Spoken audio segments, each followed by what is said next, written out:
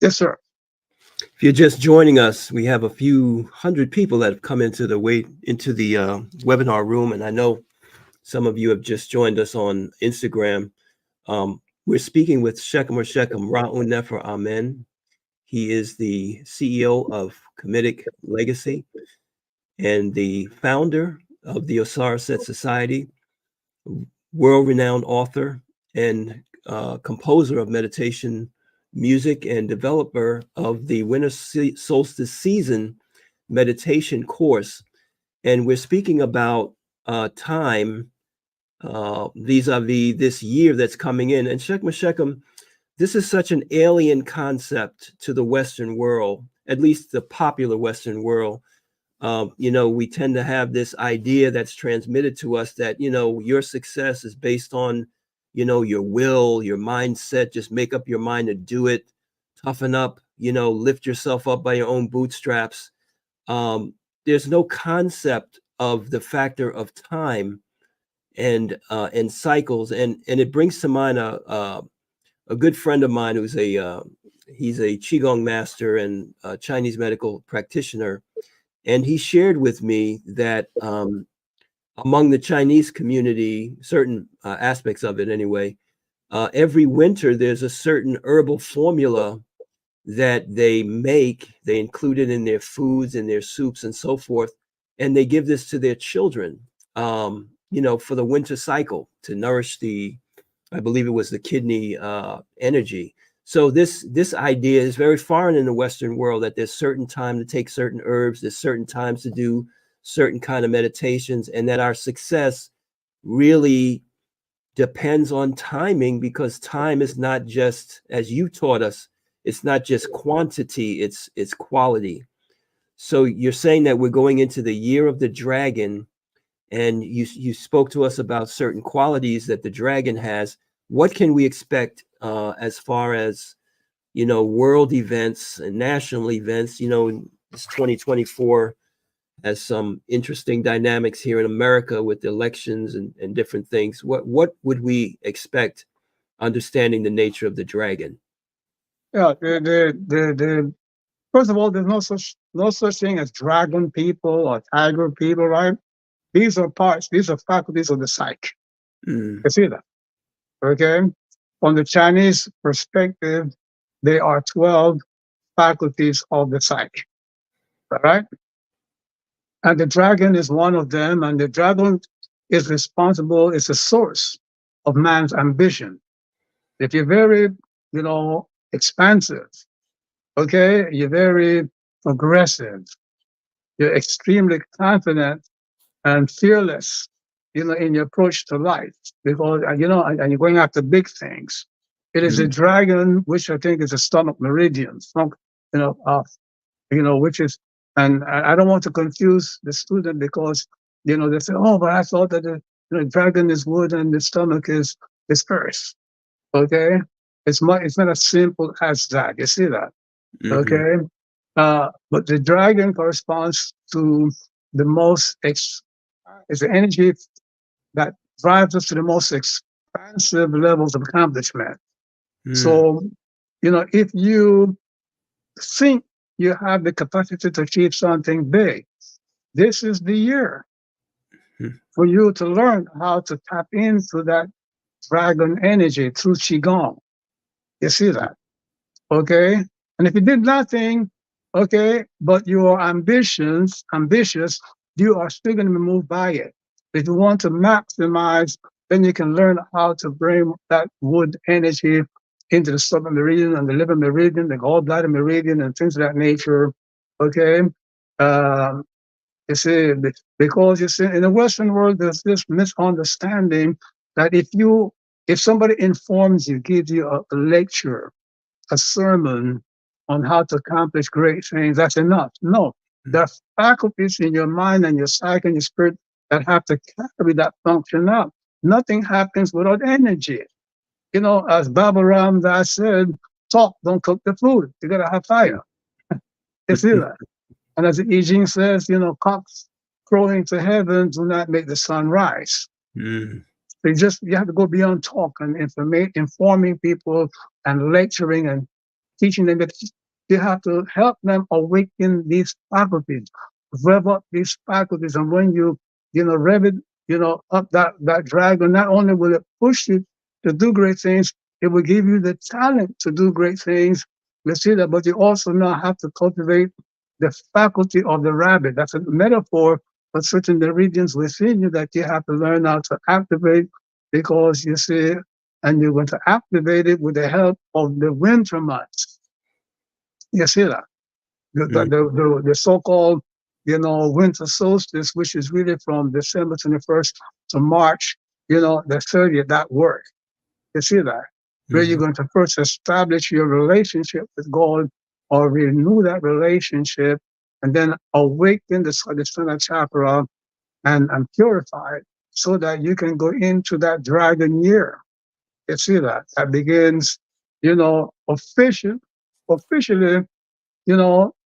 in April, well, in February, but it begins in the tiger, month, whatever. But that energy that draconian energy is already at work. As we saw in the news how, the Islamic Republic, attacked Iran. But that's draconian. That's like you coming with a slingshot, attacking, it's a David Goliath story here. But in this case, Goliath is going to win.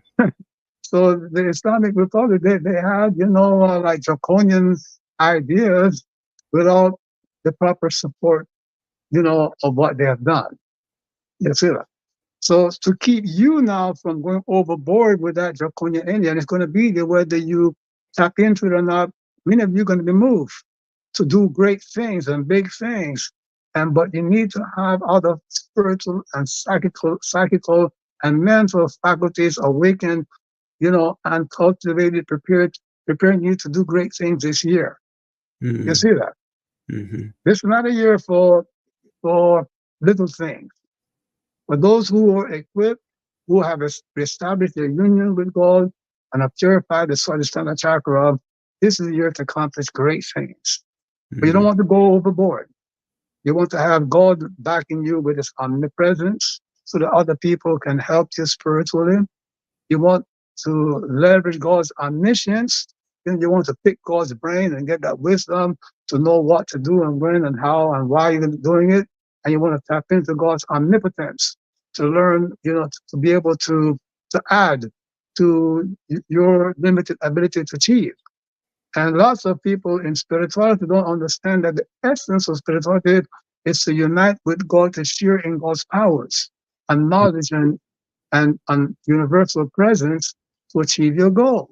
You think that with your little mind and psyche, just if you meditate and do some yogic push-ups or whatever, you're going to accomplish great things. No, you need God in your corner. Do not refer to the source of guidance as the universe. The universe didn't create itself. The universe was created by an intelligent, conscious being. You see, that had the ability to command energy, you see, to go through transformations that we call the psychical, mental, and physical world. That is what life is about. So the work that we're doing on the solstice is going to help us to moderate this energy that comes in. For those people that already might be excessively ambitious, what type of signs should they look for? Are there actually physical ways this could affect their health, the increase of this energy?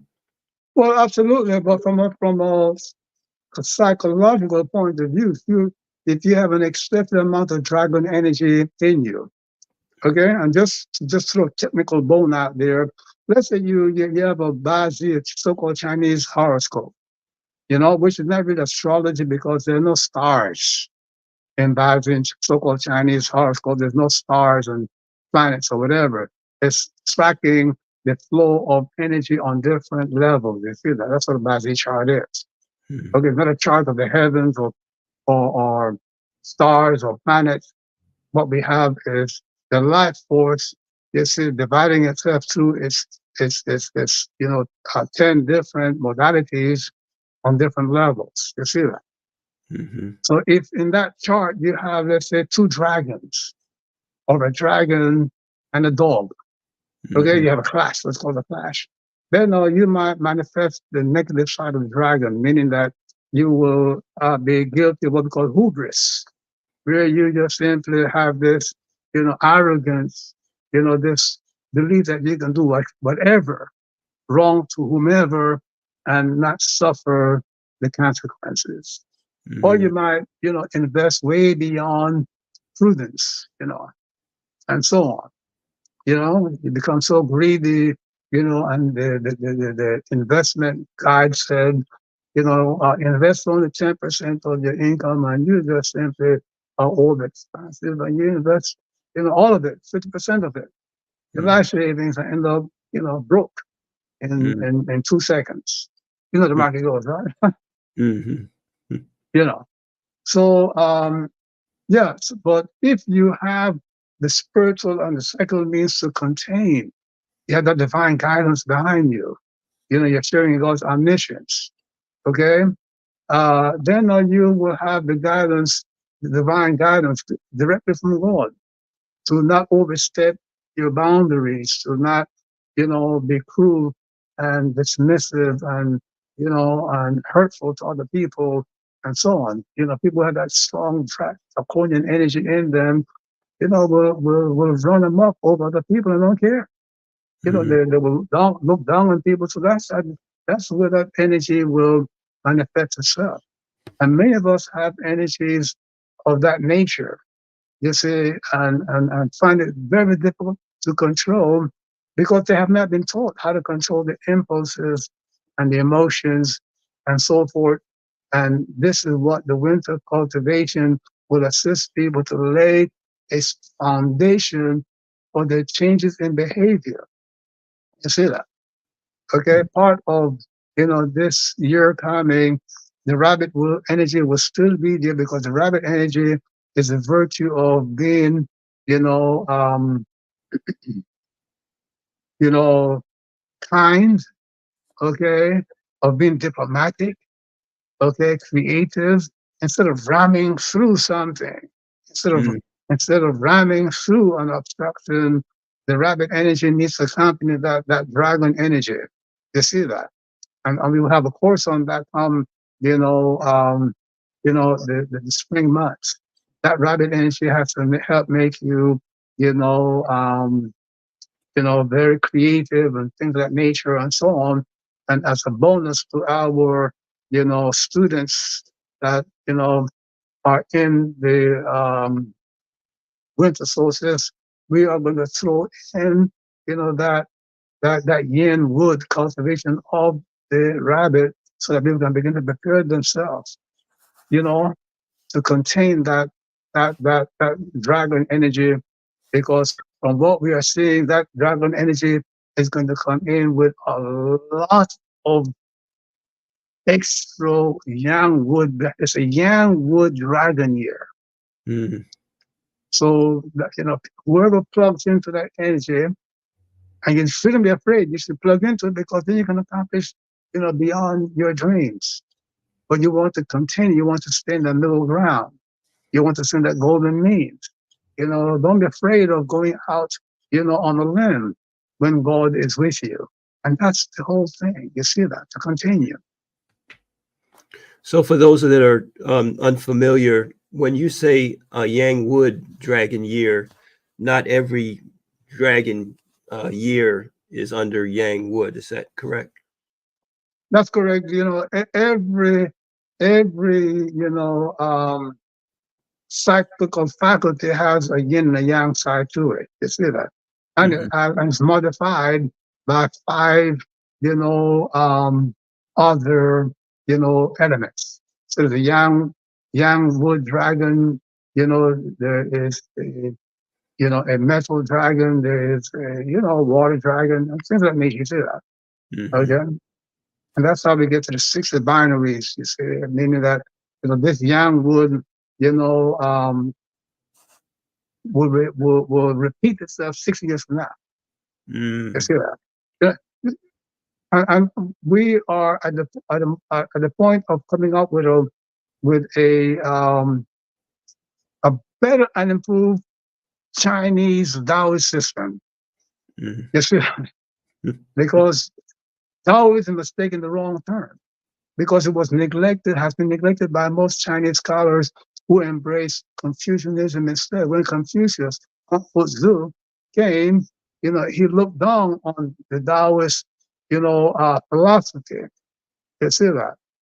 He called it hocus pocus, and put China on the firm in the ground of intellectualizing and academics.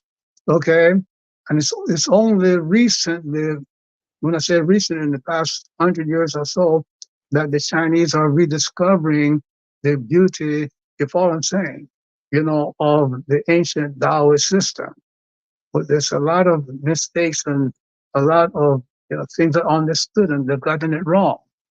I spent a good 50 years, 60 years studying it, because I approach these ancient teachings with humility.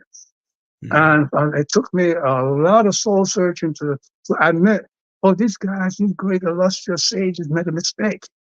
And little me is going to change it. That could be hubris, that could be setting us up for a great fall from the ancestors, But once we went in and over and I had the opportunity to examine the Bazi of our members, you see that? I came to the understanding that the system needs to be overhauled. The same way I overhaul, the Kamitic and Kabbalistic teachings in Metu Neter 7 volumes, and the more volumes to come, I have to do the same thing for the ancient Taoist tradition, and I'm doing it for the ancient Brahmanic tradition, which I introduced in my book, Light and Kundalini Yoga, where I taught the world that there are 14 chakras, not 7.